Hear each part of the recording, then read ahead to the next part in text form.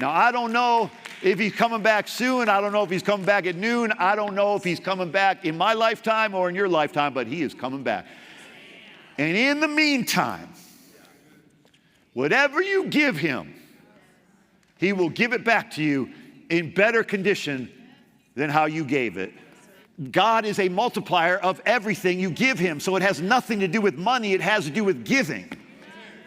So when you give God time, it's okay to actually, I get it. There's only 24 hours in a day for everybody, you know. We hear the motivational people, well, you know what? Everybody has 24 hours and you're sleeping 8 of them. That means you got 16 hours and you're working for 8 of them. So that means you got 8 other hours and you're, eating meals and da-da-da. You got plenty of hours to do this and do. And they're talking people into realizing how much time they actually do have. And there is truth to that. However, there's something greater than that. When you give God time, he gives back something to you that is unquantifiable. You can't actually put your arms around where it comes from because God doesn't need time to work his miracles and his power. He's not limited by time. He created time as an instrument for mankind to operate by, but he doesn't operate by the same method because he is the creator of time. He doesn't need time. That's why to him a day is as 1,000 years and 1,000 years is as a day. As far as we're concerned, Jesus was just here 2 days ago.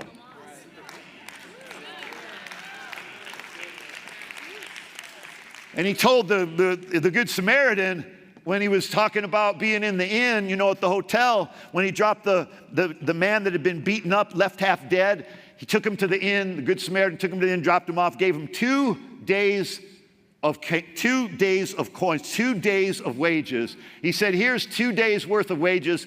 And if that's not enough, I'll give you more when I come back. I'll be back in 2 days, which is 2,000 years to the Lord. That parable could be a prophetic picture of Jesus coming back soon. Now, I don't know if he's coming back soon. I don't know if he's coming back at noon. I don't know if he's coming back in my lifetime or in your lifetime, but he is coming back. And in the meantime, whatever you give him, he will give it back to you in better condition than how you gave it. Happens every time. Happened for the widow in Elijah's day. Happened to the widow in Elisha's day. Happened to the little boy. It happens everywhere we see giving. Everywhere we see somebody giving God something, he always gives it back better. Jesus said on the cross, into thy hands, Father, I commit my spirit. And he breathed his last. And the Bible says God breathed back into him 3 days later. Jesus was resurrected. He gave his last breath to the Father. And the Father gave him breath for eternity. And he rose from the dead, and he ever liveth now, standing as your intercessor to bring you always freedom and access to the Father.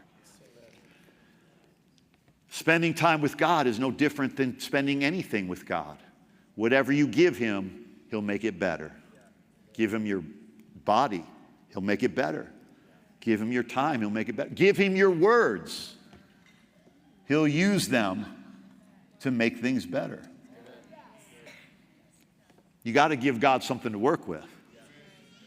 If you give him money, he'll work with that.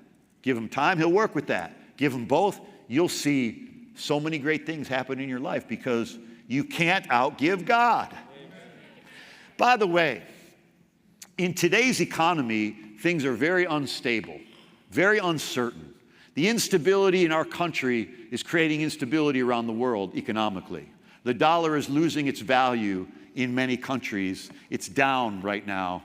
And I believe it's down, but it's not out. I believe that God can bless this country, and I believe the way to it is through revival, not through politics. I believe that politics can move the needle a little bit, but prayer moves the needle a lot of bit. And operating by God's kingdom principles causes success in your life regardless of who's in office.